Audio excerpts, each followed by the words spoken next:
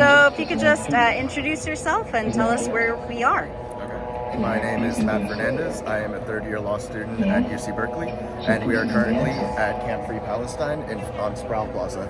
Excellent. And tell us about this encampment and how it fits into the context of years and years of organizing at Cal, and now in the context of these mass student uprisings across the U.S. Right. So encampments have a very long history at Cal. Back in 1985, when South Africa had their anti-apartheid movement, here at Cal we set up encampments and to encourage the university to divest from apartheid South Africa in order to encourage them to change their policies.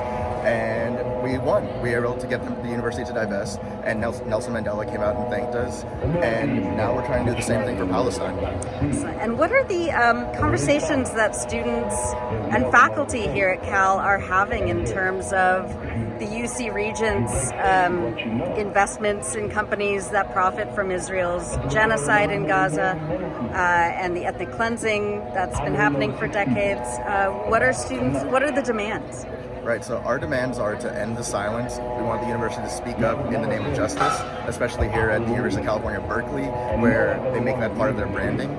We want the university to divest from Israel and companies such as Lockheed Martin, which make weapons that are being used by Israel to kill thousands and thousands of Palestinians, including thousands of Palestinian children. We want an academic boycott of Israel. We want to stop having these relationships with Israeli universities for exchange programs with professors and visiting academics, considering that all the universities in Gaza have now been bombed. And we just want justice here and everywhere else. And talk about the response by the administration so far. I mean, it's kind of interesting how different Cal administration is taking this protest in terms of how it's dealt with Palestine-related protests in the past. We don't see a police presence yet.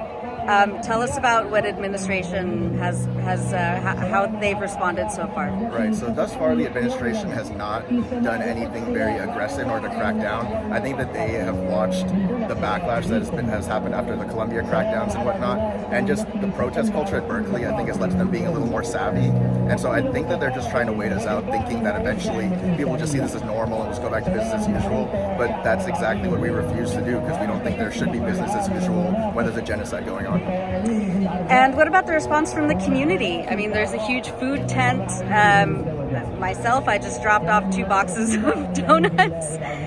How has the Berkeley community stepped up? Honestly, largely, it's been amazing. It's been such an amazing community atmosphere. If you were here earlier, you could see it was just hundreds of people out here all together. It was lively, it was exciting, and it was really, really, really great to see everyone out here in the name of justice, in the name of solidarity with Gaza, and also with the other encampments at universities across America, all in the name of justice in Palestine. And yeah, there's so much food here. People have come out and brought everything we need: air mattresses, blankets. We're not in need for anything, because our community has stepped up and really supported us and held us through this time. And what's the plan of this encampment? How many people are here so far? Do you see it growing? And of course, I mean, the semester is coming to an end soon. What's the long-term plan here? Right, so I believe we're at over 100 tents at this time, and we think that, and it'll still continue to grow. As to what's next, I think that's kind of a wait-and-see kind of situation. Mm-hmm. And any final words that you want to give to our audience? We're broadcast all over the world. Lots of people in Palestine watch us. What do you want to say? All I can say is don't stop talking about Palestine. Please keep Palestine present in your minds. Please keep Palestine present in your conversations. Just keep it relevant. We can't let this become regular. We cannot let this become business as usual. We need to keep talking about it. We need to keep doing something about it. We need to stay active. And as always, free Palestine. Thank you so much. Of course.